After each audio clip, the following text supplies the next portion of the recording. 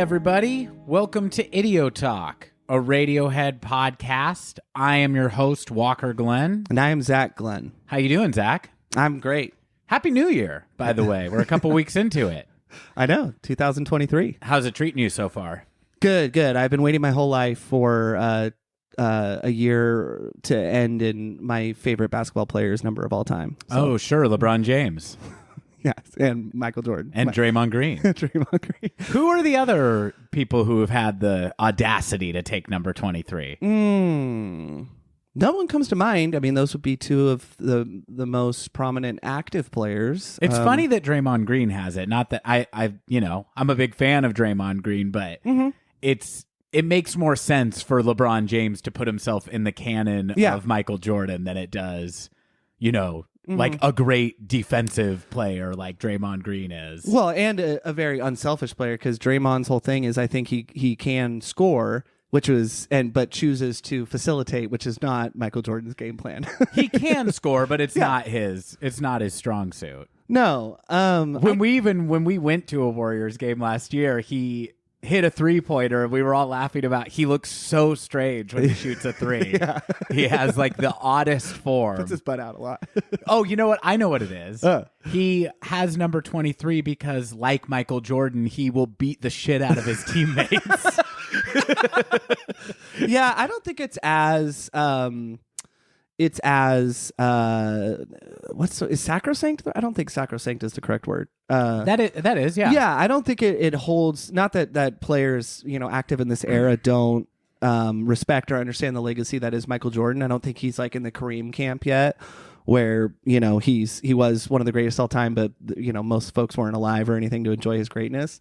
I do think though that it's more okay for folks to adopt that number, provided it isn't retired. And funny thing about his number being retired, the Chicago Bulls obviously have retired Michael Jordan's number, and there was this movement after Jordan retired the second time, so in 1999, 98, 99, where the entire NBA was going to retire his number. Whoa.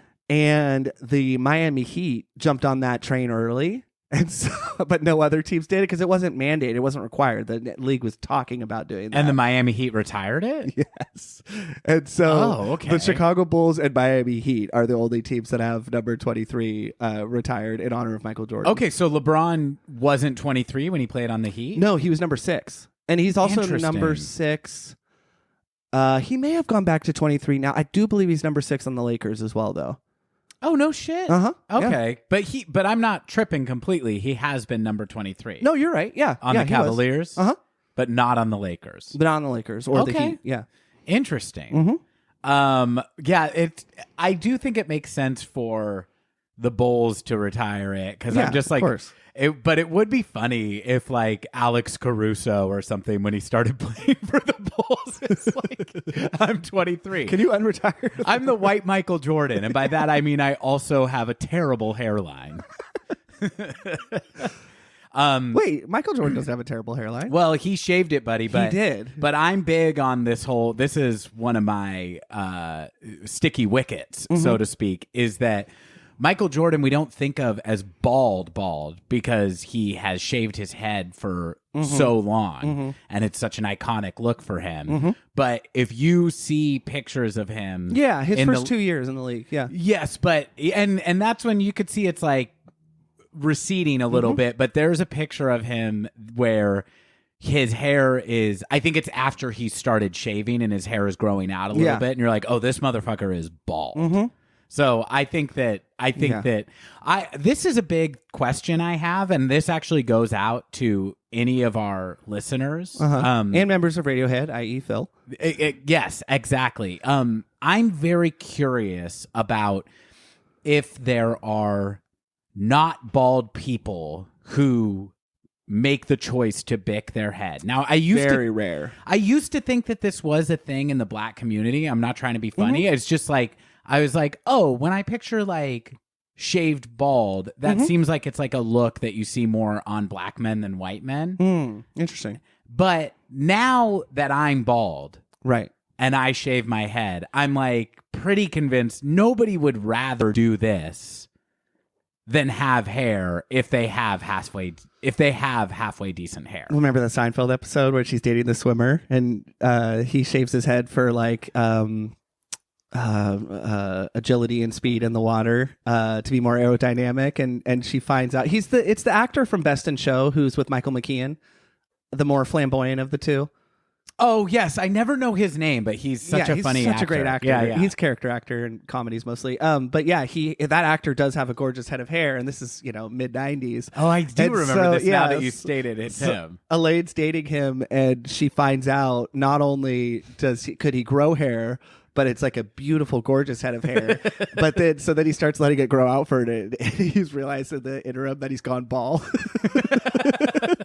The actor that you are referring to is John Michael Higgins. Yeah, he's great. He's a great Very actor. funny guy. But yeah, so I mean, it's really great to be back with our listeners, and we are a few weeks into 2023 now. Mm-hmm. Have you kept or abandoned any New Year's resolutions? No, I have not abandoned any. I'm not big on resolutions, never have been, but I do still recognize the value of kind of, entering into the new year, even though it's a human construct or whatever, that we live by these rigorous seasons and the holiday hangover and all that. I do think it just represents like this period of rebirth. So I've been walking more. Okay. Daily, trying to get in 2 walks per day, getting some quality time with the wife and just getting in a little bit of exercise. Bruce Lee said walking is the god of all exercises. Oh, okay. Interesting. Yeah, that's I was not aware of that. I'm surprised you're so into Bruce Lee when we were young. Yeah, well, I love Bruce Lee. So walking more quality time with family. I mean, we could say our name now. Mm-hmm. The fans know Kailani Glenn and the cats. Mm-hmm. Your beautiful, cozy little family you got going over there. Uh-huh. They don't go on walks with us. No, we did get them a harness though for outside time, so we could expose them to outdoors. Oh no, I know it's. Wasn't trying to tell folks, but the platform in which I could possibly broadcast my voice the most to folks, now I've done that. This was an idea from the wife, and it's so funny. What we were talking about this off mic just a second ago with you putting the Santa hat on your wonderful dog, but I really think that cats respond even more confused when you put any article of clothing on them than dogs. Yeah, they're naturalists. Yeah. So, but no, they're not coming on walks with us. But I know also though that is the more responsible cat owner thing to do is let them do outside time harness, not just for their own safety, but after I know a podcast you're a big fan of is Stuff You Should Know, and I found that our Cat's an Invasive Species so interesting episode so interesting, but it's like cats like decimate entire ecosystems just based on the birds they kill. Yeah, over 80 unique species of birds have been single-handedly destroyed. That is so amazing. I mean, wow. Like it's like so like eco footprint on the world is like humans, cats. That's so amazing. And then like third is cow flatulence somewhere. And it's not close. No. But I do have to say, in the spirit of just, lightly making fun of you, when I see somebody with a cat on a harness, every time it is just like, this is for you. Yeah. Oh, yeah. The cat, No, I totally does agree. not wish that you were walking around the lake right now. Well, yes, our cats though do long for the outdoors, so it is straddling that line of trying to give them a little bit of variety in their life, but also not allowing them to get into fights with other cats. And our animals are all spayed and neutered, but still. What about you? I'm curious about you. You know what? I kind of go the other way with it as a bit of a contrarian. So we're 3 weeks into January. I have started smoking and gained 50 pounds. I just don't want to go this. I like to zag. Raging bull status. Yeah, exactly. Raging bull status. Yeah, I'm putting weight on and off as if it's for an Oscar-worthy role, but it's just for my life. Right. Totally. I saw that on Twitter the other day. Some like fitness freak. It was like some personal trainer, and the guy was like, I gained 70 pounds to be able to empathize with like my overweight clients, and it shows him like ripped and then overweight and then ripped again. Not I'm the just experience of an overweight person. No, typically. not at all. Yeah, I gained Christian 70 Bale pounds. maybe can relate to you. Sure. Yeah, it's totally just like, what are you complaining about, fatties? I gained 70 pounds to show you how easy it is to lose it if you hate yourself. And it's just like, That's this really cannot be insensitive. good for you. No, it's not good for you. And that's really insensitive to people that, I don't want to wade too far into this territory, but it's typically not. It's usually a battle that lasts for a sustained period of time. Not right. Oh, God. Yeah. That's why I only do the part where I gain weight. Because I stand in solidarity with people of size. So I'm really happy to be back in the driver's seat of the pod. It's been a long few weeks. Nice Back to in have the a bunker. break. Back in the bunker. Who's in the bunker? We are. Yep. Have you had any podcast correspondence with any of the listeners or anything in the time that we've been off? Yes, and I'm so glad you asked because I was so excited to tell you about this. So, a listener of the show, well, actually, I could say because I asked this listener if I had permission to use this as content and give out their social security number, banking information. And Yeah, so forth. we'll put that in the show notes. Yeah, we don't want listeners to lose that. Our babysitter has been really supportive of the show. Another unsolicited listener. Now, you should say this is not a person who currently babysits us. No. This is somebody who babysat us as wee children. Yes. When we didn't even know who Radiohead were. Yes, thank you for that clarification. Fan of They the were band. probably still on a Friday at the point that we were getting babysat by this person. Yeah, we'll follow up on that. Maybe Creep had just come. Yeah, I think that sounds more. But really supportive listener of the show. I did not remember this person actually. Okay. I do. Yes, and I do now too, based on the memory that they that she used to remind us of babysitting us. But it was a very dim memory, but really, really nice lady nonetheless. And what is she? Probably like 3 years older than me. Like, I mean, you know what I mean? I genuinely don't know. I'm thinking that too. But it's like, I feel like it's like this person babysat us and we are all the same age now. I know. That's so funny. Different time, the early 90s. Yeah. You could hire children to watch your children. You know how to press 3 buttons on this touch tone phone, don't you? All right. So anyways, can't We'll emphasize see you in a enough couple days. just what a nice and supportive listener this person has been. And also very very busy, a mom and going to school. So her and I have gotten to engage about all kinds of stuff. She's going to school where I went to school in Chico, California. Okay. And so understandably she's not able to listen to each 3-hour episode as it comes out. And so she sent us an email just expressing how much she enjoyed our Amnesiac episode. And I don't want to linger on this too long, but for those who may or may not have listened, if you're just jumping in because In Rainbows is your favorite episode, Walker and I go on a long diatribe prior to starting the album about an Family urban legend. legend. Yeah, family urban legend.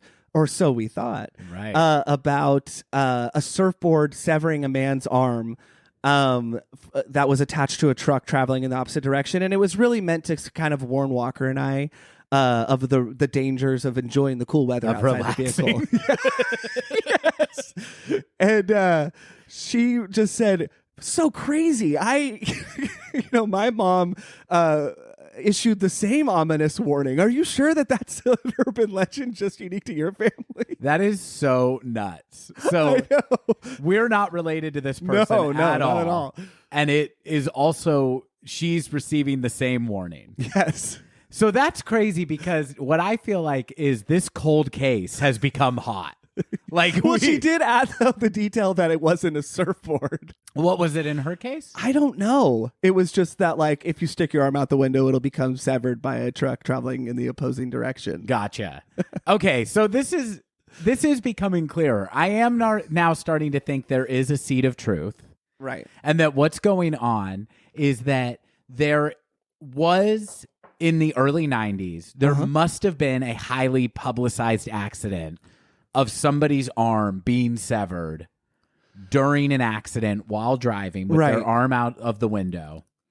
Yes. And then each family, to scare their children, just fills in their own details. Yeah. And Papa, our grandpa, who this originated from in our family, he's probably supposedly. I never heard him tell the tale, though. That's true. It was passed down through mom, and I have developed a theory on the origin of this. Think back real hard. What was going on in the early to mid 90s in regards to severing of appendages and windows? Lorena Babbitt. Oh. She just cut it, tossed it out a window. Sure. Irreplaceable appendage. Yeah, which that is a better warning to give your children is don't be an abusive creep who to your spouse for years on end, because eventually they will take street justice into their own hands and remove your genitalia.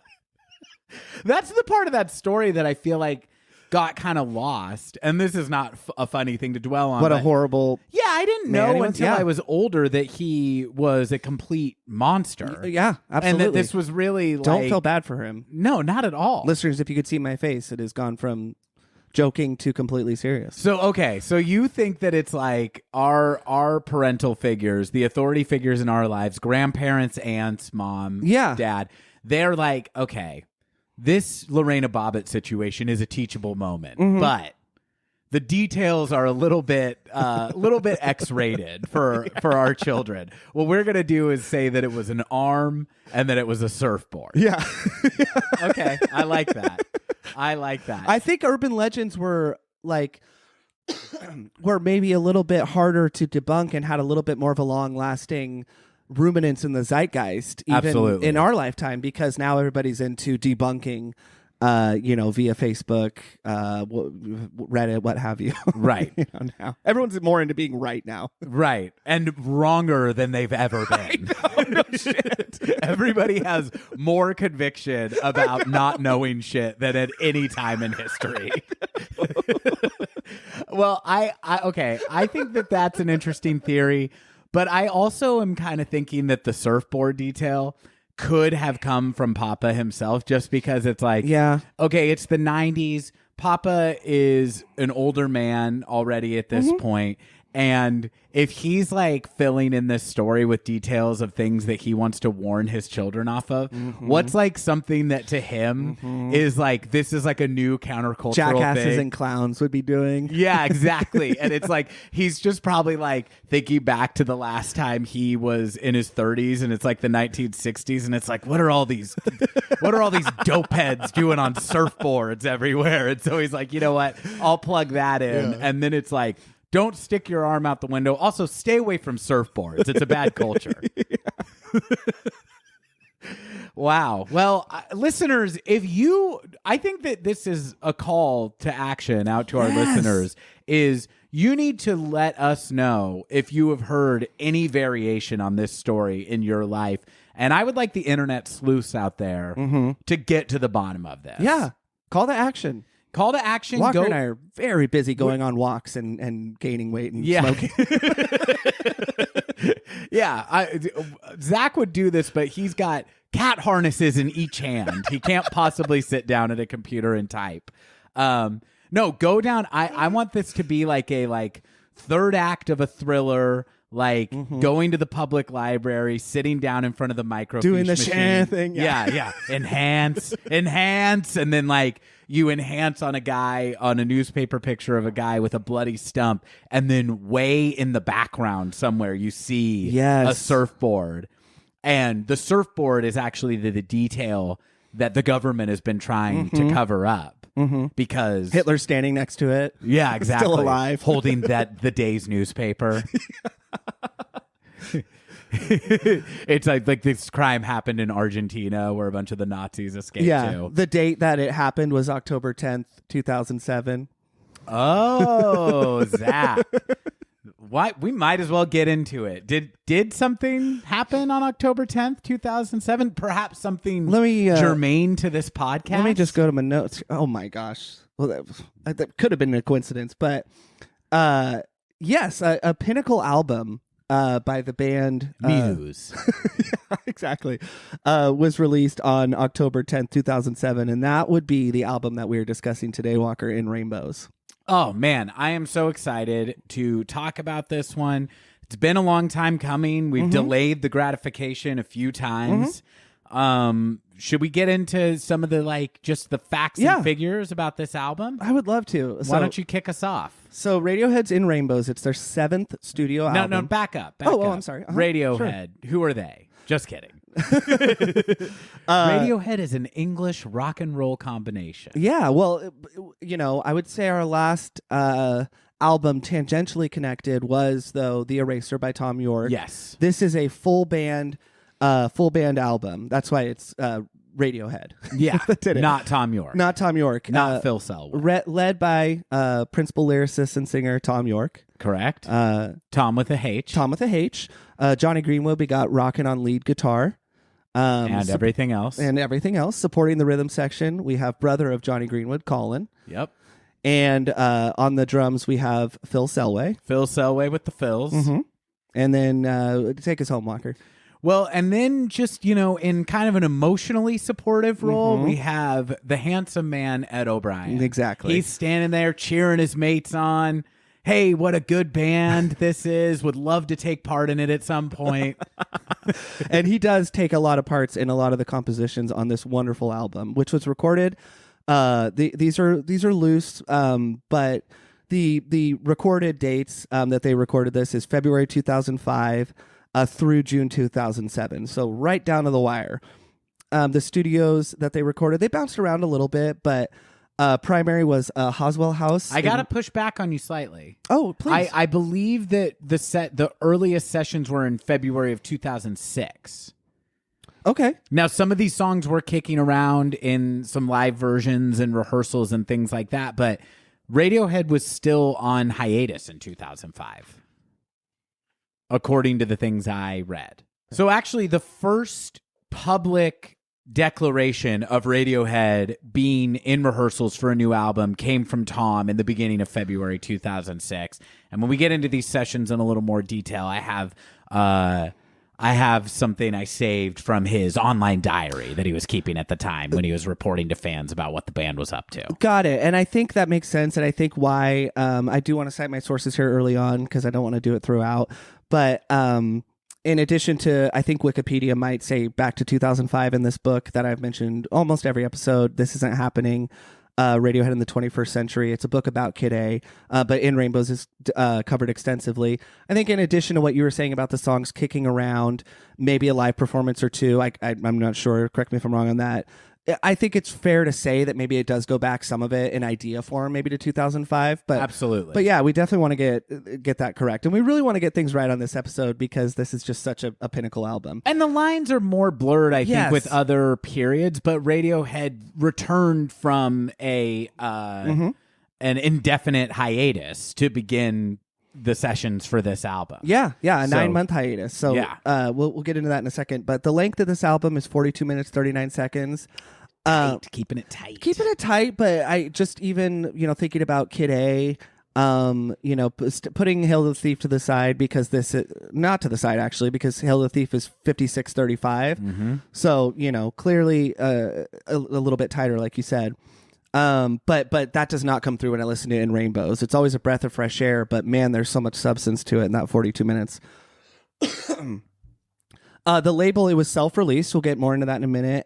XL is also listed as like a co-sponsor in a way. Yeah, the Radiohead owned the masters and was at the time considered the world's biggest unsigned band. Yeah, I saw that quote. They were free from their contract with EMI.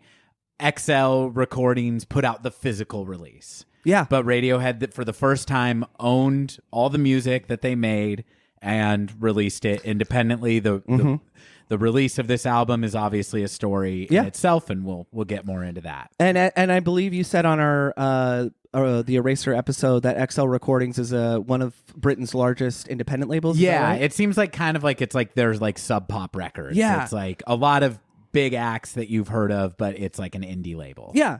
Producer, listeners might laugh, Walker might laugh, but Nigel Godrich and Radiohead, that is pertinent though to the discussion. We'll get into the production a little bit later. After that I just have the tracks listed, but as we just discussed, there's 10 tracks on this very, very tight album. There is a disc 2. I don't want to get too much into that right now with some additional recordings. But when you look at just the album, Radiohead in Rainbows, it's 10 tracks at 42 minutes. They completed the sessions with 16 tracks and then cut that down to 10. Yeah. Which, there's how many on Hail to the Thief? 14? Yes. So a clear departure. Now, I do have a little bit more on the general background pertaining to the recording of this album. Is it okay if I continue with that? Yeah, absolutely. Okay. So, like you were just mentioning, in 2004, after finishing their world tour for their 6th studio album, Hail to the Thief, Radiohead entered a declared hiatus, and this lasted 9 months. Hail to the Thief was the final album released under their record contract with EMI, and they now had no contractual obligation to release new material. And according to the New York Times, I think Walker just gestured at this quote, in 2006, Radiohead were by far the world's largest / most popular unsigned band. A quote from Phil Selway, not exact, this paraphrase, but he said, "We still have a desire to make music, but we'll focus on other things as well." So just going to talk about that break in a little bit more detail. In the spring of 2004, Radiohead completed their Hail to the Thief tour, which culminated in them headlining Coachella. And I saw a quote from Tom, too, because I believe they went Asia, Australia, and then back to Coachella. So Tom said that they basically did the order of that tour backwards in terms of like what time zone they're used to, right? Mm-hmm. Which would be in the United Kingdom. So it really was just a prolonged period of very, very minimal sleep for every member of the band. Tons of exhaustion. We talked about how quickly they recorded that album, and then to go on such a large world tour, really, really draining. Yes, going on tour, a activity that I speculate Radiohead does not enjoy. Yeah. Yes. And just a little bit of background on the members, we're going to talk about this as we explore the vibes and the themes of the album or what we hear in the writing, etc. But it was the end of their 30s for each member of the band. There is an age range of about 4 to 5 years in Radiohead. I believe Colin and Phil are the 2 eldest. Tom, it's just interesting, right? We've reached this point where Walker and I are both in our 30s, and I really find this to be a little bit more of a relatable period. But I don't want to go too far into that, but just that's to say that each member of Radiohead had at least 2 children, mm-hmm. and were either married or entrenched in a very long-term relationship. Yeah, I did see it come up a lot in the interviews I read that it was like very hard for them to get back to work, all being mm-hmm. new dads. Yeah. And I can definitely attest to the fact that being a dad, having a job, and a hobby, mm-hmm. Say goodbye to everything else. For me, the thing to go has been outside friendships or relationships of any kind. Zach is now my only friend, and this is the only time we talk. So I can understand why being in Radiohead it'd be hard to find the time at this point. Yeah, absolutely. And I mean, just talking a little bit more about just kind of high level overview, from a production point of view and just the length of this in December 2005, Radiohead, had been kicking around these ideas, specifically the songs Body Snatchers, Nude, We're Fishes, they had been working on, and they brought in producer Mark Spike Stent. And this was, again, in December of 2005. Can we back up a little bit? Of course, yeah. Yeah, so they do bring him in relatively quickly, but I think it's worth noting that they actually bring him in after they've already tried to start sessions on their own. Yeah. And just can't really, get it popping. So they're they have no label, no deadline, and no producer, and the word is from the band that the sessions began very slow and mm-hmm. frustrating. Yeah. And so then they bring in Spike Stent. Yeah, and he did eventually exit the project. I know the artists that he's worked with, all 3 of them, and I like a good portion of their music. I'm really grateful, though, that he gave them the feedback that the songs weren't done. They just weren't there yet. He did eventually exit the project. They did eventually reconvene with Nigel Godrich. I do believe part of the reason that Nigel was unavailable was because he was recording the 2006 album, which tracks with the timeline, right? The Information with Beck. Okay.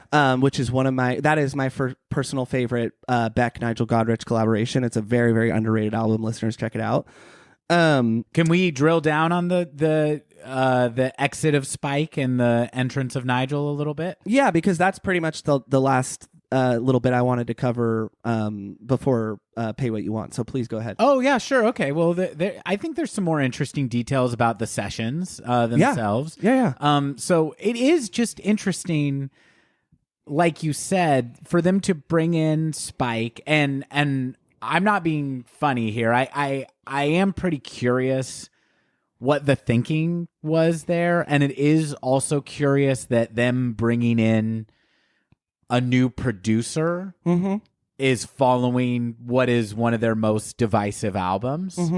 With said producer too. Yeah, exactly. So I am like curious if there was a little bit of, trouble at home between Nigel and the boys at this point. But meanwhile, though, Tom is working with Nigel, though. That's true. So I wondered the same thing. That's true. But in any case, they bring in Spike Stent, whose resume is massive. I was looking at the stuff he has produced, and it's a lot of pop, which is really interesting that Radiohead was drawn to this guy. He's worked with the Spice Girls, Madonna several times, Gwen Stefani several times, Beyonce, and then stuff that is also that feels more connected to Radiohead. He's worked with U2, Arcade Fire, Bjork. But it is interesting to me that they were thinking of going in that direction, and I'm ultimately glad that they went back with Nigel. Everybody in the band is pretty classy, so there's not anything about what happened. The word that I found over and over was that the sessions with Spike Stent proved fruitless. That was the word that came up in everything I read. Yeah, and nobody said anything else. I don't want to be reductive to Spike or to U2, but I'm so glad that he exited the project, because one of the things that U2, specifically guitar player The Edge, does that I'm a huge fan of in Joshua Tree and in a lot of their albums, but The Edge has such a distinctive sound in the way he uses delay. And I don't hear a lot of delay in Johnny Greenwood's playing and in Tom York's playing. I hear a lot of direct, right? You know what I'm saying? I mean, Edge has such a distinctive sound, and I don't mean to chalk that up to the producer, but I feel like that is what Edge brings, and he knows when to deploy it. When guitar players try to replicate that, and I'm thinking of Muse here, definitely not, I don't think, in the same artistic caliber as Radiohead. It's obviously subjective, but they have, I think, tried to emulate U2's sound. And it just doesn't work when other bands do it. And hearing a Radiohead album at this later stage in their career that would imitate U2 would be very painful. And I wonder if that could have been a possible outcome. Yeah. I don't know. I don't want to linger on it too long, but... Well, so I pulled up the quote from Tom's blog post that he did in early February of 2006. And this is when they were still working with Spike Stent. So here we are with Spike Stent in our studio, which now looks like NASA, and we are being taken to task. We're having to shake the dust off. No more bullshit. Stop answering the phones and thinking of excuses to leave the building. Instead, get on with it. And then he goes on to say, very Tom York, of course there are other distractions. Sitting in the garden with your 12-bore shotgun, large orchestras doing drum machine noises, getting suits made, puppies, canal boats, beer, modular synthesizers, Lego, tax investigations, global warming, and the end of life as we know it, traffic, deafness, insanity, normality, whatever. Wow. I was not familiar with that quote. I love it. You're so right on. That's such a Tom quote, because it sounds like he was reading the B-sides from the Hail to the Thief album cover. Absolutely. It speaks to the thing that I think we both love about Tom, and I do want to talk about this when we get into the lyrical content of this album, but that speaks to a lot of the cynicism about the grandiosity and minutia of life, right? He's kind of wrapping them all in one. I love that. Beer and what was one of the other things he mentioned that would be a huge thing. He kind of has a yin yang there, and I just love it. Yeah, I love. And I saw end of the planet. Yeah, exactly. I saw another quote from Tom too during this period. Can't pinpoint the date exactly, but where he said it's all shite. So not a lot of optimism coming out of the Radiohead camp, and specifically Tom, who was broadcasting sort of the experience of recording this album more so than ever before. We don't have Ed doing the online diary like we did in Kid A. We have Tom really kind of narrating with a lot of negativity.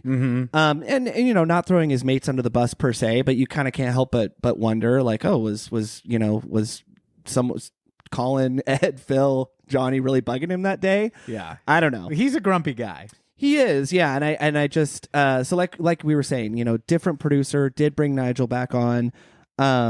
Obviously a great decision. I don't know if you want to expound upon that. Well, I just, you know, I mean, like I said, I'm curious what happened there, and if they haven't dished on it now, it's unlikely they ever will. But what he said there, that our studio now looks like NASA, it just kind of makes me wonder if after Hail to the Thief, the group consensus was, hey, we love Nigel and Nigel's great, but we obviously need some sort of new challenge. And we need somebody with a different method of working to get us in shape. And then doing that just led them to go like, oh, we do love Nigel. We do love Nigel. And we didn't know. It's kind of like in, you know, the song, If You Like Pina Coladas. Yeah. How it's about two different people are responding to a personals ad to cheat on their spouse. No, But I did not then know that, no. That is what it's about. So it's a personals ad that somebody has placed. And then when they meet the person that they went to cheat with from the personals ad, it is their spouse. Wow. And they rediscover, oh, we both like pina coladas and getting caught in the rain. The magic was here all along. Yeah, hey, you want to make love at midnight? Exactly. Yeah, why does it have to be exactly at midnight? Not at 11:59, not at 12:01. If you like scheduling a lay down. Now, I do wonder, of course, again, the band is classy. Nigel's classy. I couldn't find any shit talking from any camp about these ill-fated sessions with Spike Stent. Yeah. But I do love picturing when they decided to go back to Nigel, just him, well.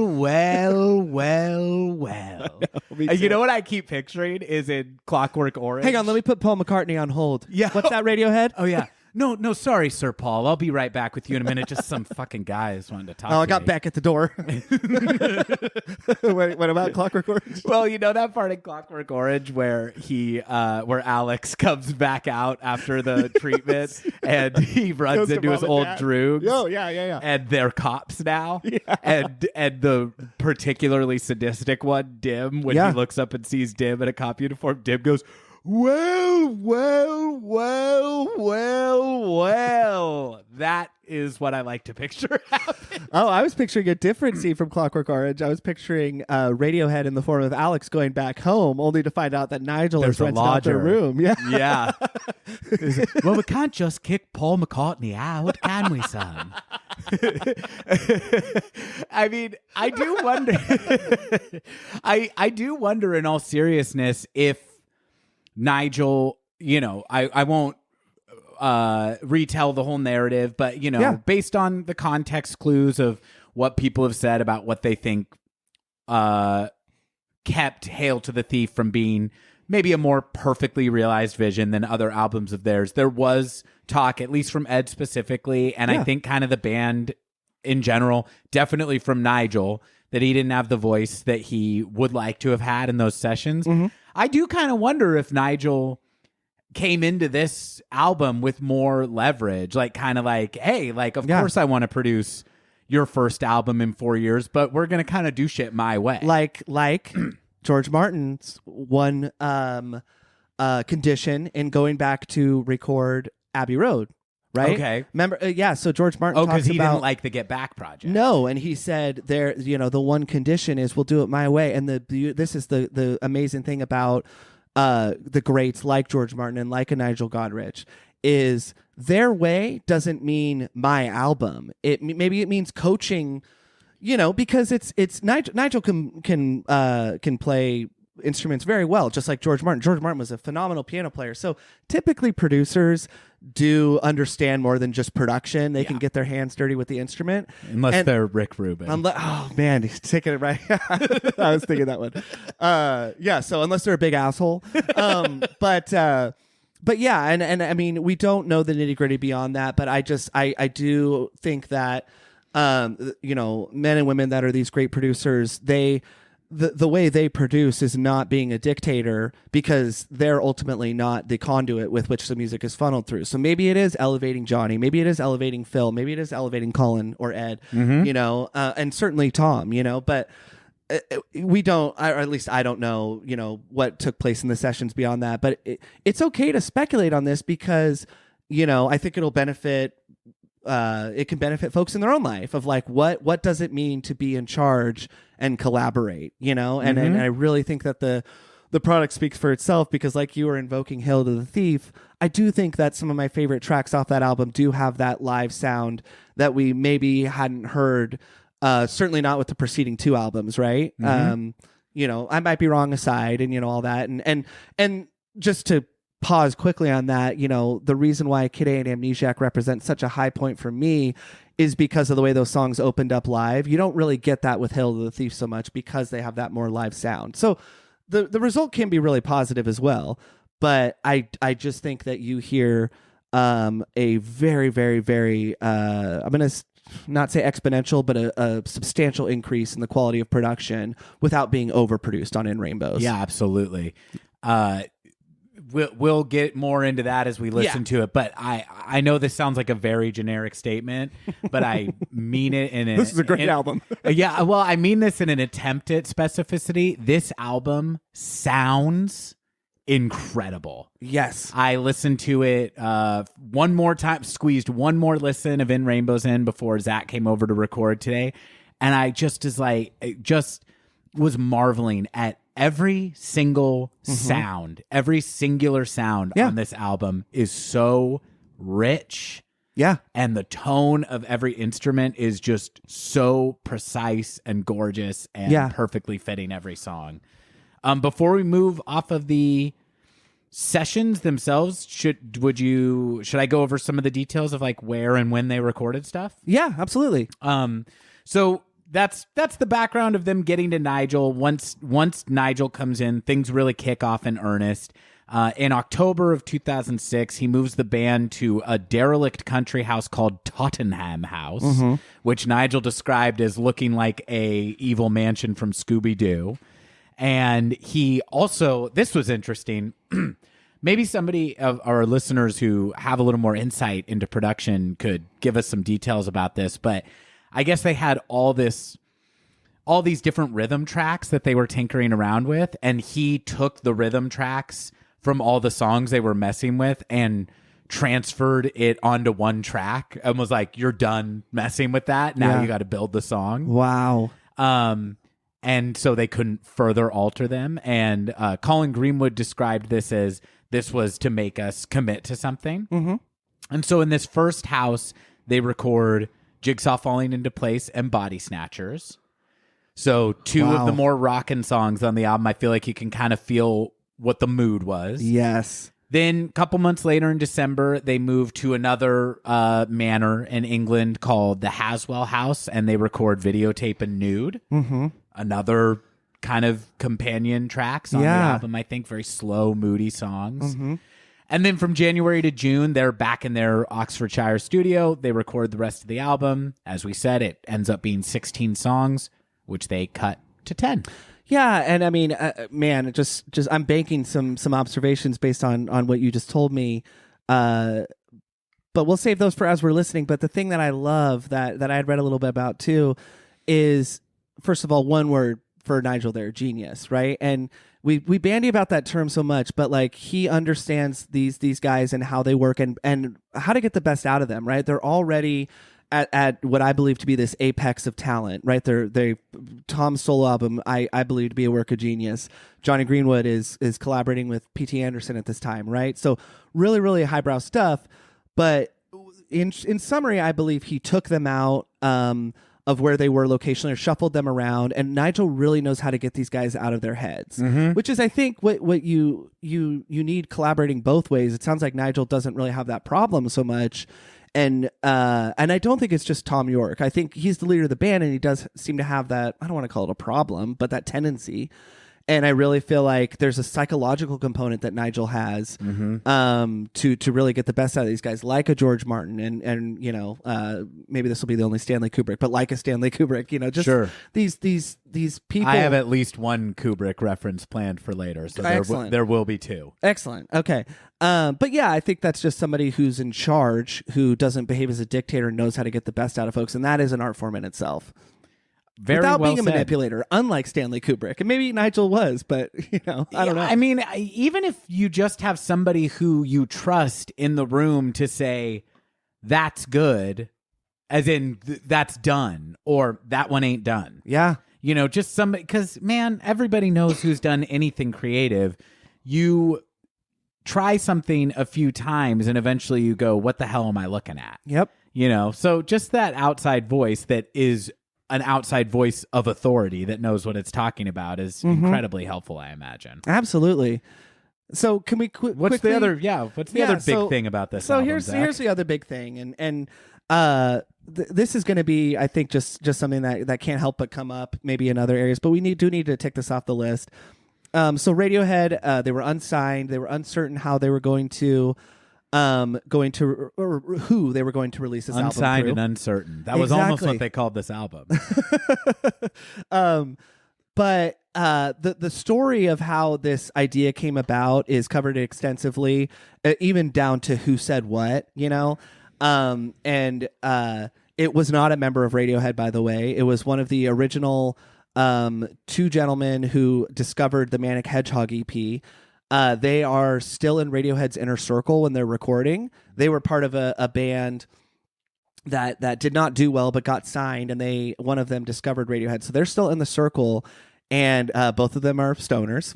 Okay. And one of them said in the many, many, many discussions, I think this is one of the few areas where it did get heated between the band and Nigel trying to figure out what to do, said, why don't you just give it away? And that is not the pay what you want idea, but that was the catalyst that sparked the fire. And that's very good background that I did not know. I read that it came from like management, which was interesting. Yeah. But why don't you just, in case somebody is finding out for the first time how this album was rolled out, can you talk about the pay what you want that the band ends up going with? Okay, so just to back up, I said I was a little fuzzy on the details. So there was a band called Aerial FX that were sort of in response to like Joy Division in 1980 that they were signed from Oxfordshire. The two members of that band were Chris Hufford and Bryce Edge. There were probably more members, but that sort of they still stayed in business together. So like I mentioned, they were one of the bands that got Radiohead kind of in the door from their Manic Hedgehog EP.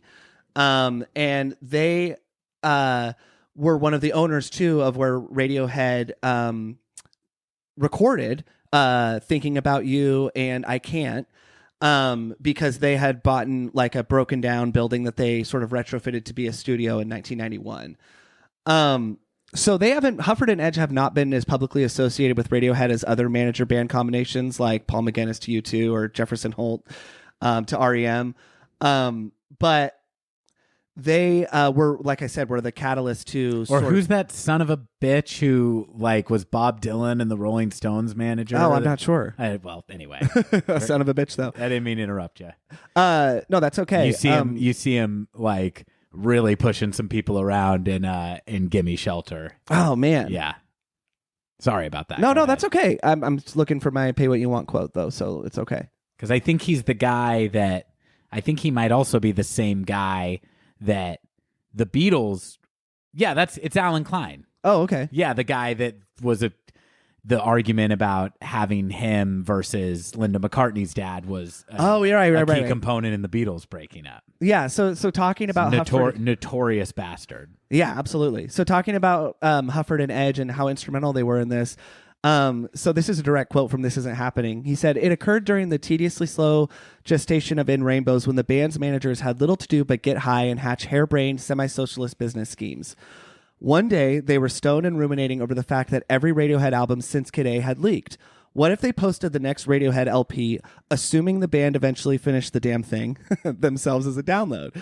After all, they were technically free agents now, so they certainly could do whatever they wanted. Why not this?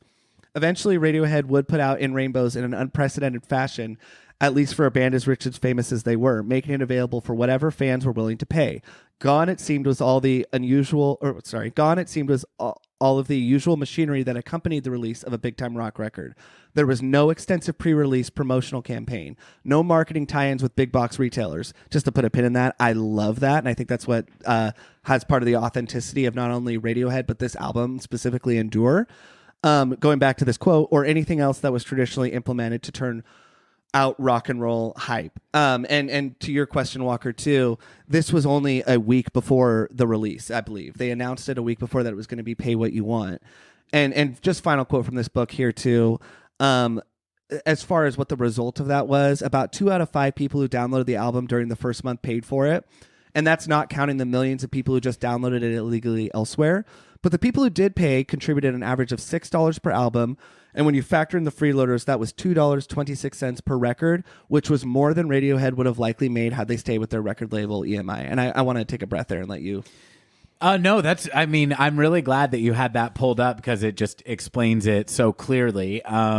That's like, as legendary as the album itself is, that this really was a huge turning point in the business model for bands. And I was thinking even that Bandcamp seems to be where most working band, and I say working bands meaning that's their career, but maybe don't have international acclaim. Friend of the show, Aaron Ross, mentioned that this tied in nicely with his use of Bandcamp. Yeah, and Bandcamp is that's a huge part of the business model. Is you basically seek a donation of pay me what you think it's worth to you to get this music. You can put a minimum price on it, but a lot of people don't. And I think we'll talk more about like the impact that this strategy had, but you already did note it ended up being extremely successful for the band. And I saw a quote from Johnny Greenwood, which is a rarity in itself to get a quote from Johnny. And he compared the strategy to the legend of King Canute, which is the legend that is depicted on the cover of The Eraser, Tom York's album, a king trying to control the ocean, and he's eventually swallowed by the waves. And he was using that as a metaphor for the internet and just saying, they leak all our stuff anyway. The quote is, you can't pretend the flood isn't happening. Yeah. So Radiohead. This is really happening. Yeah. Thank God that you got a Radiohead quote in there. Radiohead know when they hear a good idea. Yes. And they seem to get wise to the fact that if we want this to have an impact, we're going to need to do something different.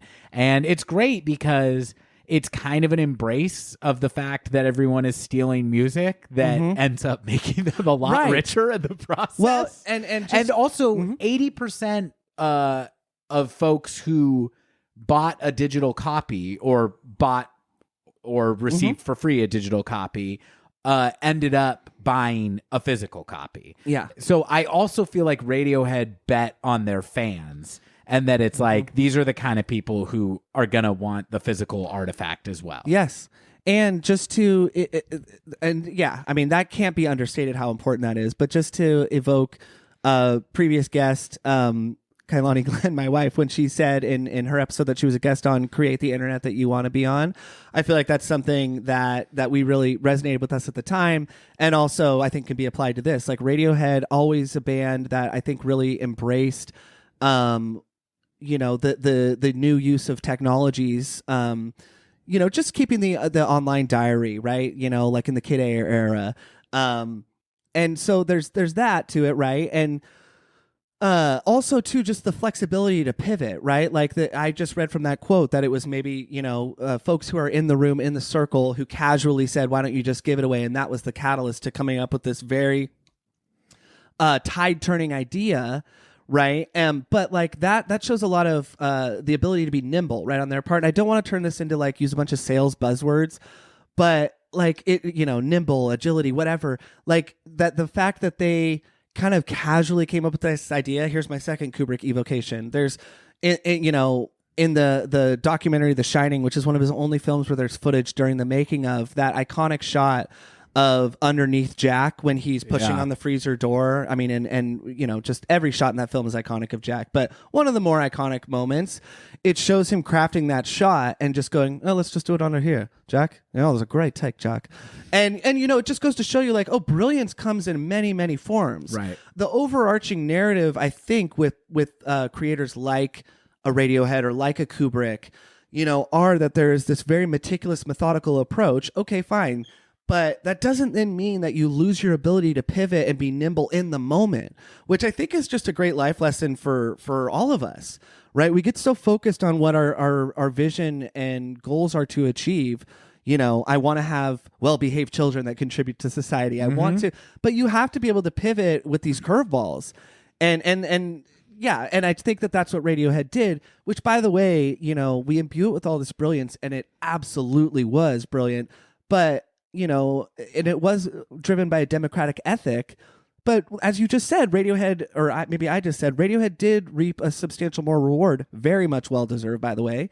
And they didn't take it with that approach. And of course, you have to factor in the laws of economic reality, even if you have a more democratic ethic in some capacity, if you want to live. I don't want to go too hard on that point because that's probably debatable. But oftentimes you have to take risks. And I think those are the ones that pay off in a literal and figurative way. And final little bit on this, like in the book that I was quoting from directly, he takes a different angle that Radiohead thought it would be more revolutionary than it was. And fans like Walker and I maybe imbue it with a little bit more of a tide turning, like momentous moment than it actually was, because streamers dominate the world. And I disagree with him on that, because yes, Spotify has sort of just made things the same a little bit. But when I think of Radiohead and when I think of a friend of the show, Aaron Ross, right, two totally different levels of fame, I do think I'm more inclined to pay for stuff and support the artist than I would have been there otherwise. And that is an intangible. You know, the net effect of my couple dollars, or, you know, $10, $20, whatever it is that I pay. Yeah, that's not going to make somebody famous or change, you know, but that's huge. And I wonder how many other people there are like me who consider how much money they have before they donate, but I am more inclined to do so. I don't know. What are your thoughts on that, Walker? I agree with that. I mean, I do think that, well, you know what? This move was not received with zero criticism, and not just from blood-sucking executives at the top of, you know, record labels. Right. I saw a quote from Kim Gordon of Sonic Youth, and she was like, yeah, it's cool, but Radiohead is setting a precedent that bands that don't have the are they operating from a place of privilege? Yeah, basically, right? like, it's like Radiohead, basically, she was saying, are doing this because they're in a position to do it, but the rest of us don't have the comfortable position of giving away our music for free, nor do we have the fan bases to make that a sustainable business model. And, you know, I get that. Which is often a critique of any socialist-ish move, right? I think so. I mean, I think that it's still like a capitalistic act. Yes. I mean, you know, they got paid really, really well for this business strategy, and it was a business strategy. It also is cool to be able to do something that is in line with their politics. And by that, I just mean undercutting the record business. Yeah. You know, they didn't like it. They didn't want to keep working with EMI. And there was a quote I found from Tom where he's like, we didn't do it to fuck over the record company, but there is a perverse thrill in doing that. And the idea that people can pay what they want, I do think is a somewhat revolutionary act in this society. I don't want to overstate it, but they still got paid.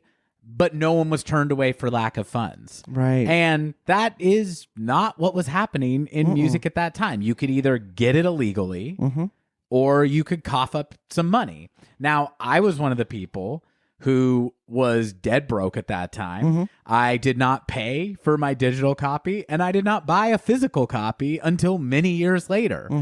It still, it created a lifelong Radiohead customer. Exactly. You know? That's what I was going to ask you. So no longer being dead broke, do you think that influenced your desire to want to, I mean, obviously their merch is cool and all that stuff, but as you've mentioned several times, you have their entire vinyl discography, right? Or on vinyl, you have their entire discography on vinyl. Do you think, there's no way to prove it, but I mean, I would think that it influenced your desire to want to support them monetarily going forward. I think it influenced my desire to want to support things that I think are quality in general. Absolutely. You know, I like free shit as much as the next person. I stream a lot of music. We've talked about this, I feel like, a few times on this podcast. Streaming music is a double-edged sword. Absolutely. For me. I hear a ton of music that I would not have heard otherwise. I get into artists that I do continue to follow their career, but a lot of stuff I stream once and never think about again for the rest of my life. And that's going to happen sometimes when you buy an album, but really before you buy an album in that era, it's like, should CDs have been $18? No, that should not have been the case at any point. Totally. But you sure thought about, do I want this album if it's the one I can buy this month? And yeah, I mean, even like the Patreon business model, I think is cool, where I listen to a few podcasts where I'm just like, wow, these people have given me hundreds of hours of content for free. I've really enjoyed it. I've laughed my ass off, or I've learned a lot, whatever the case may be. And now there's a show on Wednesday, and if I pay $5 a month, they can make this sustainable and continue to make this stuff that I'm enjoying. Yeah, I'm going to go ahead and do that. Yeah. You know, and I'm not saying Radiohead invented that, but I do think that this album was clearly a hinge point in things going to that business. The pay what you want. It's a Radiohead invented OnlyFans, right? Is what I'm saying. Well, and just to give a little bit of duality to kind of what we're talking about, because you know we're being very positive on potentially the long-term monetary benefit to creators like Radiohead, and maybe just the influence that it had. But I just want to give a little bit of the other side of the coin. So, author Stephen Hayden in his book This Isn't Happening, I'm picking up kind of mid-paragraph, but he said, why wouldn't bands of Radiohead's stature now exist as independent nation states in the rock world, performing on an arena-based scale while operating essentially as a mom-and-pop business? It didn't work out that way, of course. The same month In Rainbows came out, in October 2007, a new company launched in Sweden, Spotify. With Kid A, it was unclear for a while whether Radiohead had made the first album of the 21st century or the last album of the 20th. But the advent of Spotify made it abundantly obvious that In Rainbows was not the beginning of a new dawn for how rock bands and audiences would interact, but rather the end of the era in which a single rock album could act as a focal point for the entire online world. And I just think that's really well said, because, you know, we just went on and on about like how, you know, positive the influence was, and maybe those are dollars that can't quite be measured. You know, the fact that it came out 15 years ago, but you were saying it's created a lifelong customer. It's kind of hard to probably reconcile that revenue. Sure. So I think he's on to something, right? We don't want to get too much into how, you know, changing it was, because Radiohead's catalog is on Spotify now, and they fought that, by the way, for years. It was until 2013. They were one of the last holdouts. So I don't have too much more to say on it, other than I think the impact of it can't be overstated. Maybe it could, but I don't think we've overstated it. I mean, I think that what he's saying is similar to the point that Kim Gordon was making, and from a different perspective. I mean, she's kind of saying like, hey, this kind of affects the bottom line of your contemporaries. Yeah. You know, you doing this. It's a little bit like, you're making us look like jerks, Radiohead. And right. We're not all in a position to do this. I think that he's right. It didn't invent a new sustainable model for artists. No. But I think that the band was in a position to do this, and it's cool that they did, and it did further undercut the dying music business model as it existed at that time. Absolutely. And EMI's response to this, because they were I would just say understandably pissed. What they did with that feeling is not what I think they should have done, which was around the Christmas holiday in 2008, because they owned Radiohead's entire back catalog. Because just to interrupt myself, Radiohead was in talks to produce this with EMI and release it. Those discussions eventually did break up. So they put out a best of Radiohead that has some Radiohead-ish art looking on the front of it. I was actually a consumer of this product as I was just getting into the band around that time. But this really was something that the band was very angry about, to the extent that Tom York gave an interview about it, was very upset. And I feel like, judging by the look on your face, you have a little bit of insight into that. I do. Well, first of all, everything you just said is completely accurate. Great. EMI, it's really funny because... I'll take Radiohead for 1,000, Alex. Yeah. EMI, though, basically had... It's impossible to know what happened behind closed doors, but the impression I got was they very much were of a cocky mindset that they were going to convince Radiohead to sign to a new contract and eventually didn't.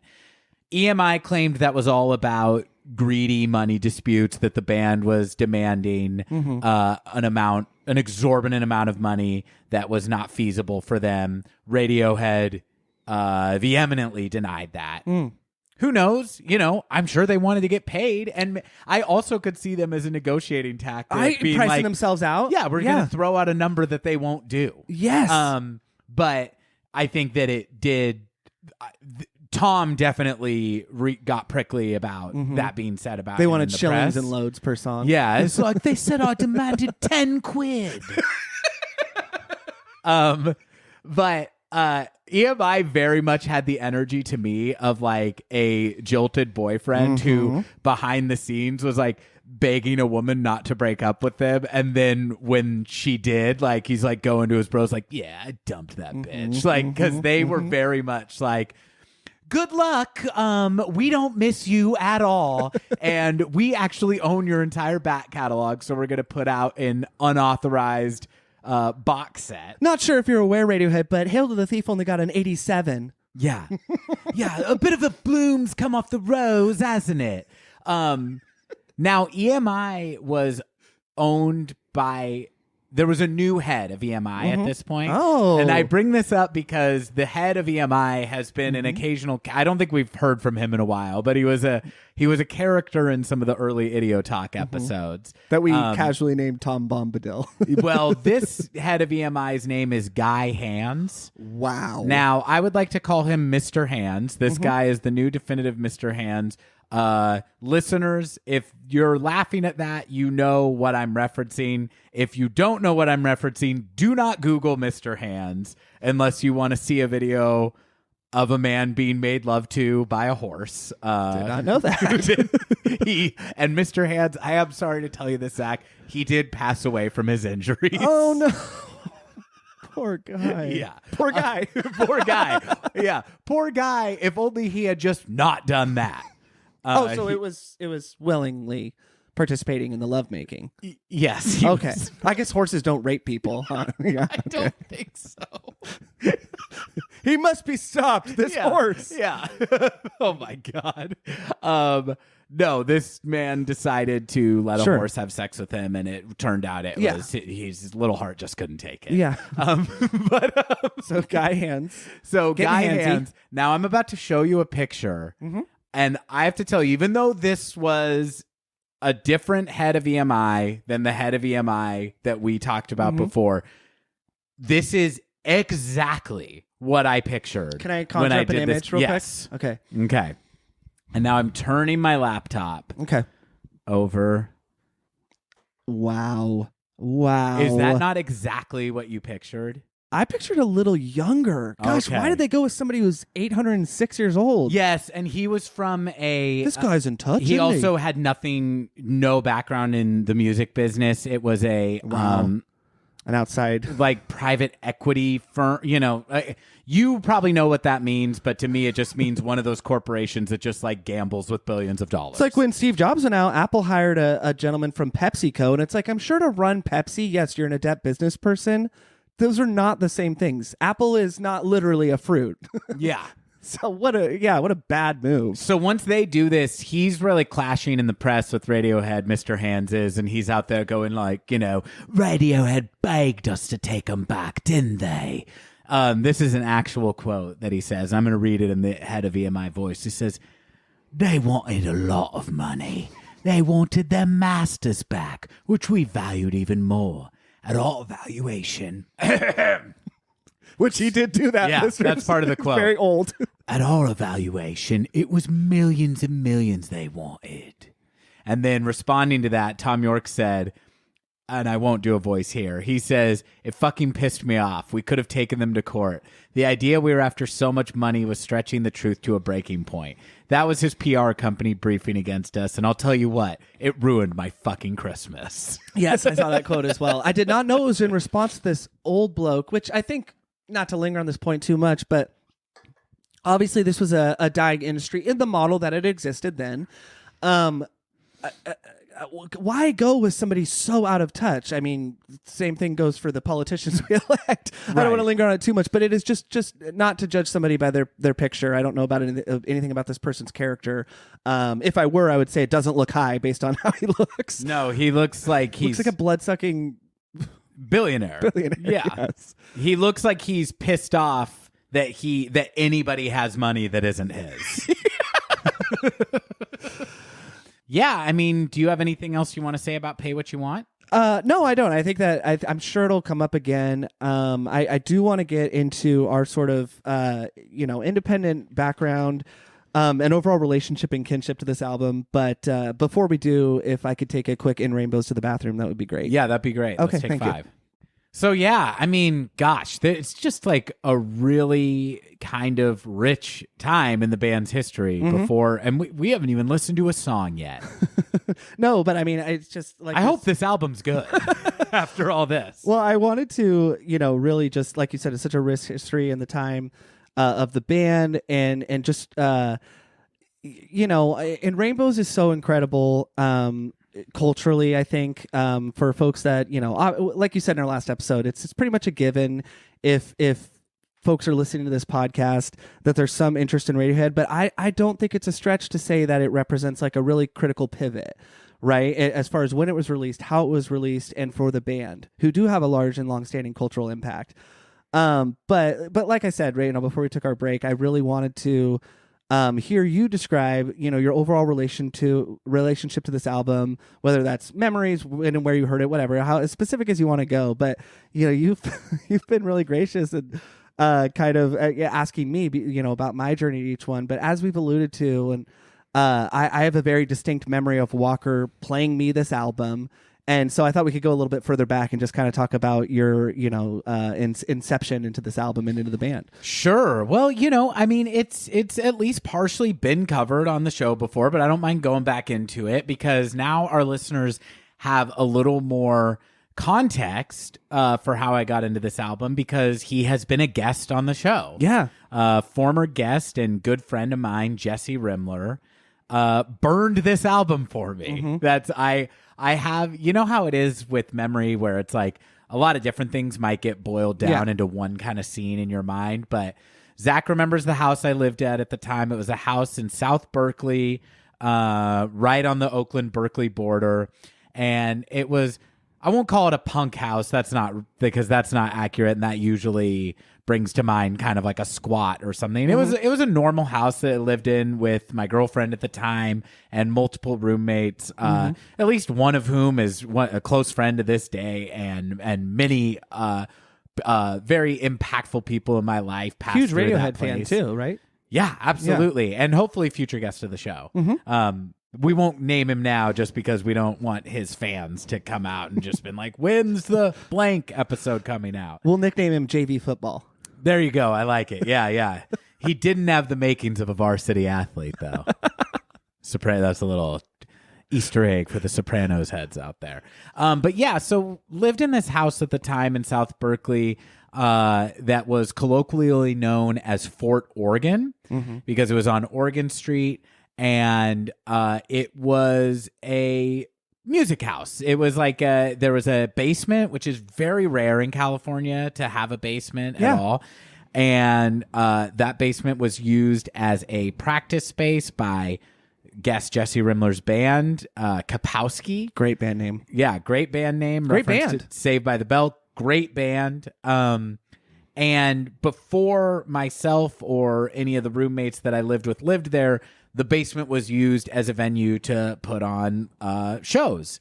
And so we continued that. The house was also known as the TV house because a previous resident had covered the outside. There was a big brick facade outside. It was not a brick house, but the house stood at the top of a large brick stairway. And there was all these,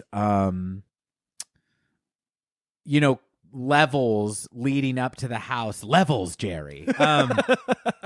There was like multiple plateaus as you walked up to the house, and every surface on the stairway and these kind of flat flower bed areas and the roof of the house was covered in old broken TVs.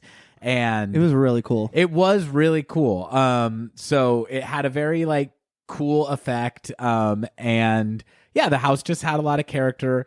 That's where I was living at the time. I look back on it as like the brief moment of my life when I was like kind of cool and around a lot of cool stuff, because it was just a time that I recall as very rich with fun parties, great music, and just kind of like cool arty friends that were all very new to me and turning me on to lots of new stuff.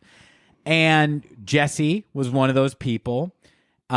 We connected on some shared musical interests, and one of them for me was enough Radiohead that I remember being excited for this album to come out. And the memory that I was trying to pull was I just have a memory of like a very sunny day standing out in front of that house and Jesse handing me the burnt CD with "In Rainbows" written on it with a red Sharpie, which I can still picture in my mind. You can picture that CD. Yeah, I mean, a lot of what we're going to talk about, like I think you just said very, very well that like how memory is, and sometimes we'll say I distinctly remember, and we may even believe that, but I really do remember it. Yeah, so that was the CD, and that was my copy of "In Rainbows" for a really long time, and that was what set me off on the journey of getting into, I guess, generally like the band's whole catalog, but I would say especially Kid A and Amnesiac as those kind of being the like, the point of the band's career that I had been intimidated by and never really checked out in earnest. That is when Zach is visiting and we're listening to it. It also, I have a memory of you, me, and Jason, a roommate in that house, all watching the webcast of what is known as the Scotch Mist sessions, which is live in-studio performances by Radiohead of all the songs on In Rainbows. And just, that I just like couldn't get enough Radiohead after that. And it's been ever since then that this band is very, very important to me. And for years, I have always considered this my favorite Radiohead album. That, as we delve more and more into the band, that is much harder to quantify for me. Yeah. But I will say that I love this album. To me, it sounds like Radiohead at their most comfortable. And I don't think they have another album that sounds quite like it. I agree. And I guess we'll get more into that too, because I feel like that is represented in the sound and the lyrics and just kind of the overall feel of the album. But that's not really what we're talking about. We're talking about my history with it, which is just that. It's that house. It's those friends. It's that time.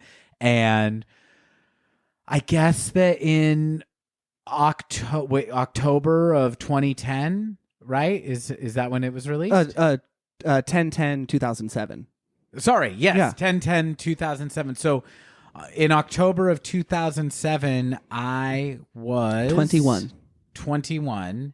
And, that's a very good age to have your mind expanded by music that broadens your horizons and challenges you in ways that you haven't experienced before. And Radiohead, as we discussed a lot with Brad Osborne, or as is discussed in his book a lot, Radiohead are perfect for that because you don't have to forget everything you know about conventional rock and roll.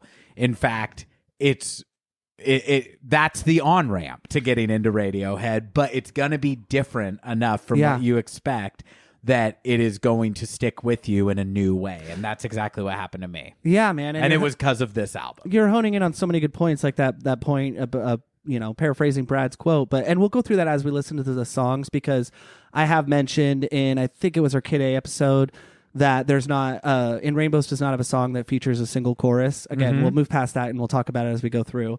I'll say, this song has no chorus before each song. But no, I mean, that can't be overstated enough, right? How much our brains are familiar with verse chorus, to the extent where a lot of times, even with guests we've had on the show, they don't follow like a traditional structure. I've heard both Aaron Ross and my wife, Kailani Glenn, say.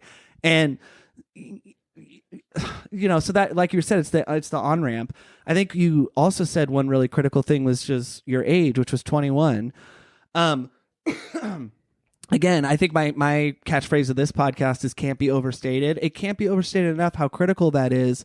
Age is just a number to an extent. But age is a number arbitrarily, right? 21 versus 22. So for different folks' brains progress at different rates.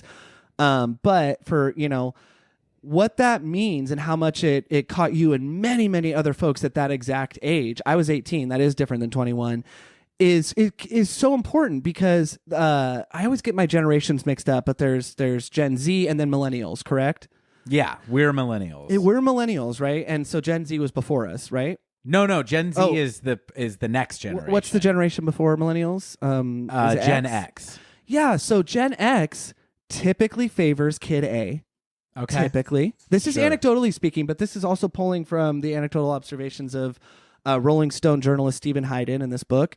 And he's very forthcoming that it's anecdotally speaking, but he just talks about the importance that Radiohead managed to straddle two generations in albums. I would argue maybe even three, but it's a toss-up between people choosing Kid A or OK Computer. But I don't know if you agree with this, Walker, but I would say folks tend to choose Kid A as their album, right? And a lot of that has to do with the fact that they listened to it leaked online beforehand, right? And like this ushering in and preceding 9/11, but being somehow tied in with it. Well, look at In Rainbows. A lot of folks that, a lot of 21-year-olds that I'm sure Kid A spoke to, that's why it's their album, right? They have all these memories associated to it. Well, what was going on in the world in Rainbows? President Bush was in the end of his term. Obama in the zeitgeist was starting to get momentum, right, as being the candidate that was going to, he'd have to defeat Bush, but that was going to turn the tide. Well, first he had to defeat Hillary. Exactly, right, because Bush was an incumbent, and so, but it wasn't a slam dunk, obviously, that there wasn't going to be another. Anyways, listeners know your history. But that was a very, very, very momentous moment in American history. And I don't think that's overstating to say so. The pay what you want model, we just covered in exhaustive detail.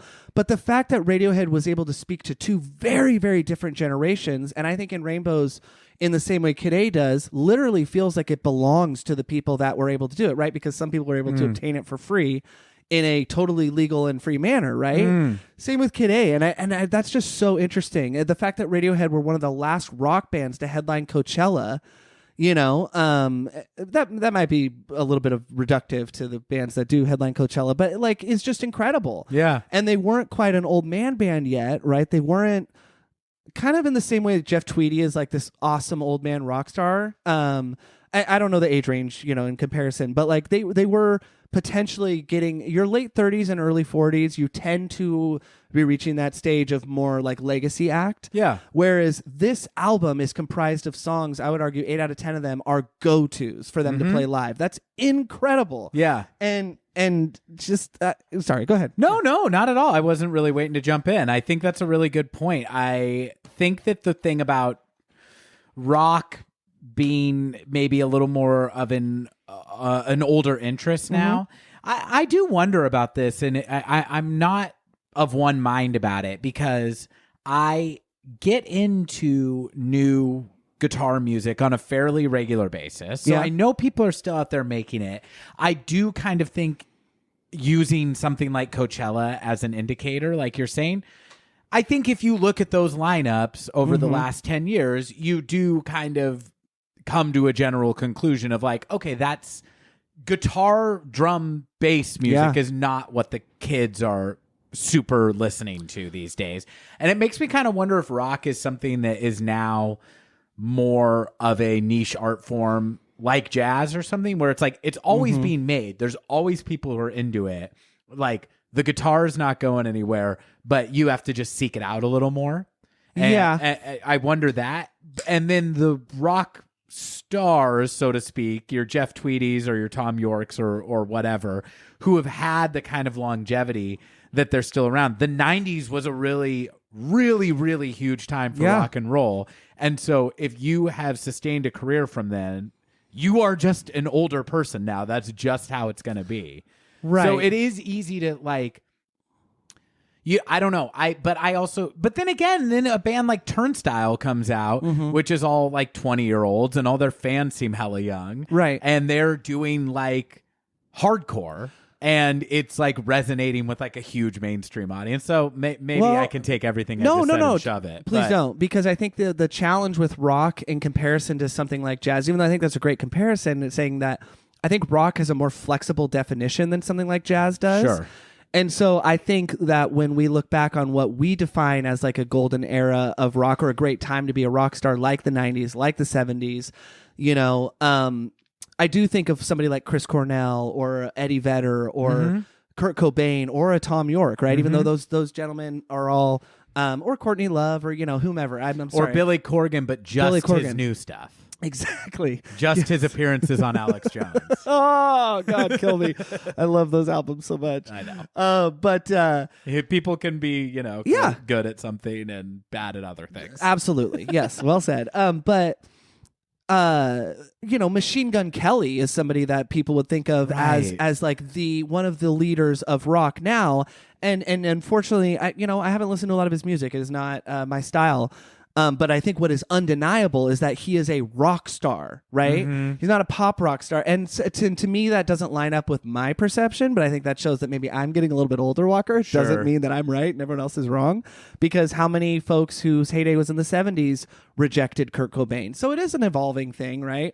But just to kind of go back just a couple steps, because I really wanted to hear about sort of your journey within Rainbows and all that. But I just wanted to say, kind of dovetailing onto that, I think, when I've been thinking about how to study for In Rainbows and how to bring, not necessarily something fresh or whatever, it doesn't have to be as empirically researched as maybe other episodes.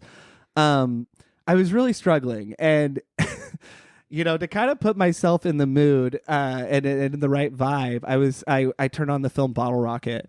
And that is just a movie that is so great. Walker and I love so much, and I just brought out all the comforts. Right, we're delving into Zach's favorite things type of a thing. Yeah, and also the reason why I mentioned Bottle Rocket is because that is a film.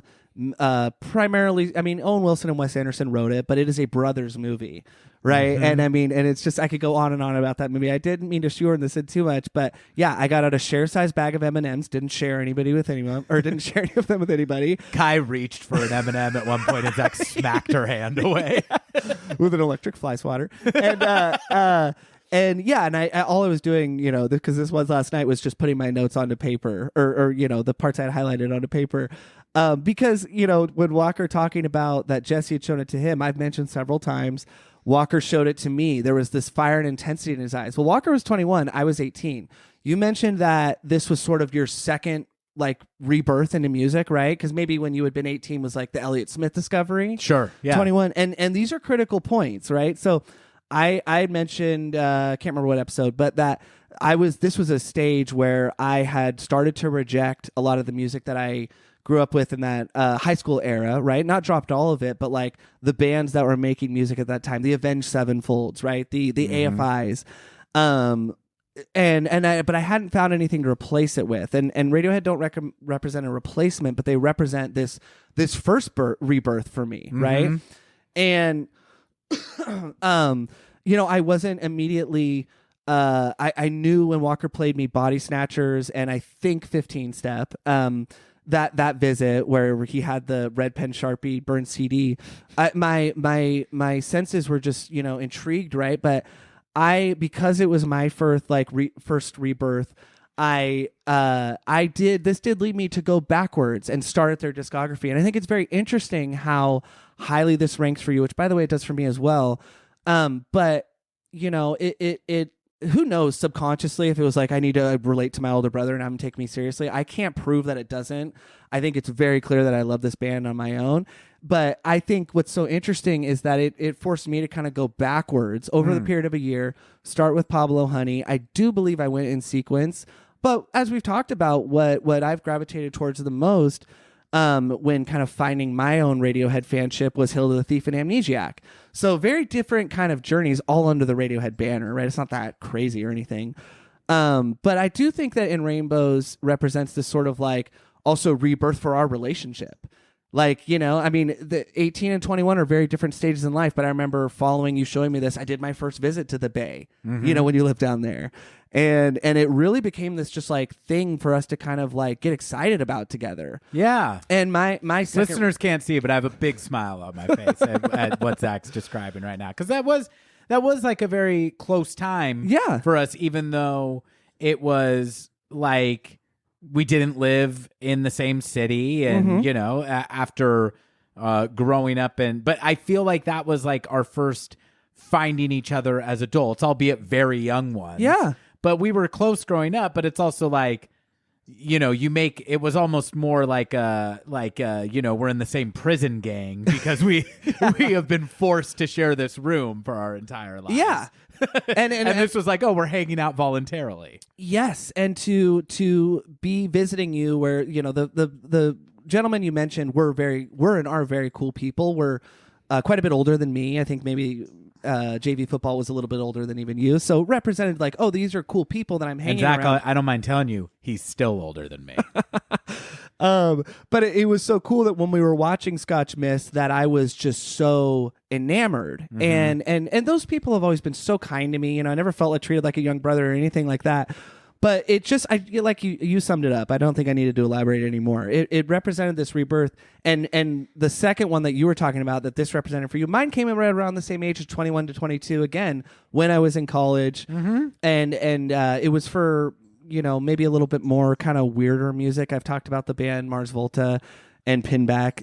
I did discover them on my own when I was about 22. We can argue the merits of how good those bands are in some other podcasts, but they were a very weird thing for me to get into. So I had that too later in life, but it is just, and that's why I brought up Bottle Rocket, because, you know, the dynamic of brothers and the closeness is so intangible and awesome to watch in that. And that's why I think even subconsciously I was like, I'm going to craft my comfort zone so that I could really immerse myself into like what I think this album represents for me. It was cool. Yeah, that's gorgeous, man. I mean, it's really like when you are just indulging, and I mean the royal you, when you're just indulging in like your favorite things, it's like, let's just like push this shit to the max, you know? Like, it's like, I watch, you know, Halloween, and then it's like, you know what? I'm going to watch every one of my favorite horror movies and now. then you can get a little sick of it. Yeah, exactly. Just like with anything.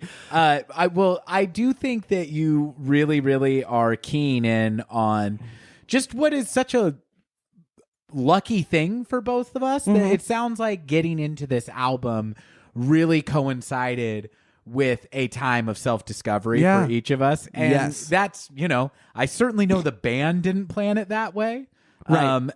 And that is just, there is nothing quite like the things that connect with you when you are in a position of carving out your own identity. Yeah. And sometimes you look back on those things and cringe, you know. There's so much stuff from my life at that time, or my behavior at that time, that I look back and I go, oh my God, you try hard, you know? Radiohead is one of the things that has continued to resonate through each stage of my life since the time of inception for me.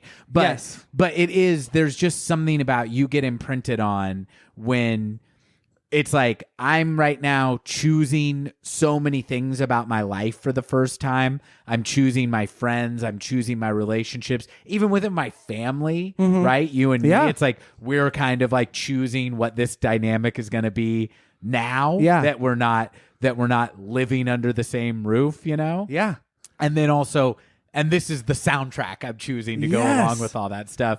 And I really think you do kind of never forget. They say you never forget your first, and I think that really applies here. Well, and also like just why I think Radiohead have so much value. You know, you were just talking about how like carving out your identity, that critical period. Radiohead have some would argue managed to do that per album, and I also think too why Radiohead do have some value for me. You know. Or not just for me, for a lot of people, is because, and have so much artistic depth, is they have really been like a good catalyst or bridge to explore other other very well respected art forms and people that they're associated to, whether that's a political cause that maybe I'm like, okay, I'm gonna put aside my biases and maybe kind of Radiohead don't guide my politics, but I'm talking about specifically with climate change, right? And their connections to other art forms or artists that I think is really impactful would be like P.T. Anderson. Really, I don't think people have to get into P.T. Anderson, but really challenged my understanding of what makes a quote unquote good film. I think Walker and I might differ a little bit on our favorites. Mine is The Master, but is a very potentially cynical look at a lot of modern day religion. I don't disagree with that. I mean, it's hard for me to pick my number one, but I've always said There Will Be Blood, but every time I watch The Master, I'm like, this thing is really sneaking up. Is this their kid A? Yeah. Is this his kid A? Yeah. The Master and There Will Be Blood are okay, and are Kid A and In Rainbows, and then Boogie Nights is like OK Computer. Where it's like you don't get any of this shit without this stuff, which is just such good rock and roll wall to wall. So I don't feel any mandate to like the things that Radiohead are associated to, but to me there is merit in trying to understand those things, and obviously lots of people understand that. But I just, like I said, I don't feel a requirement to like those things. Tom York and maybe some of his political causes, Johnny Greenwood and his association to probably, I think, the greatest working director, obviously just an opinion. So, you could carry that out very, very far. But I'm just so great. And when we mentioned Kubrick, too, just real quick note on that, Krzysztof Penderecki, the Polish composer, Johnny Greenwood does actually specifically borrow from some of his compositions for There Will Be Blood. So there's more, and Krzysztof Penderecki scored a lot of the songs on The Shining. So there's more than a tenuous connection there, I would say. And it's not because of Radiohead that I've then discovered and found a way into these other artistic statements, but I wouldn't say it's not associated. So absolutely. That's kind of my wrap up in gratitude of this album and what it represents. Man, I love it. What if we put it on now and it's just like the suckiest thing anybody's ever heard? Wouldn't that be funny? You know what, dude? I'm actually looking at the amount of time we've been talking. Oh, yeah. And, where we at? Well, we've been talking for over an hour and a half. Okay. I'm kind of proposing. I've got if you have some idea what I'm talking about. That was a stretch. I'm trying to think, is there any Radiohead lyrics about like making a deal or a proposition? Well, I don't know. Don't get any big ideas. No, but thank you. Well, listen, I go forward, you go backward, and soon we'll meet again on this idea, which is I'm thinking that we press pause here and make this a two-parter, and we go ahead and call this an episode. Yeah. We've given you as much of the history of In Rainbows as I feel like we can without now listening to the music and seeing how it matches up to what was going on with the band, both in its new business strategy and what they were doing creatively at the time. You know about Zach and I's personal connection with this album. We got to listen to the music, but that is going to be a big undertaking in itself. So what do you say that we come back and do that for our next episode? Yeah, we've stripped ourselves nude to the listener, so I'm ready to do it. Guys, if you could have seen the look of self-satisfaction on Zach's face as he said that, and you don't even know what he's talking about because you don't yet know that Nude is a song from In Rainbows, but you soon will. So we will see you next week where we go through In Rainbows track by track and keep talking about this album. Can they keep talking about this album? They've talked so much already. Yes, we can keep talking about this album until the end of time, and we may just do so. But thank you so much for listening, and we will see you next week when we come back and listen to In Rainbows. Can't wait. Bye. Idiotalk is a Glenn Brothers production. get in touch with us at idiotalk.podcast@gmail.com or follow us on Instagram at idiotalk.podcast. And thanks for listening to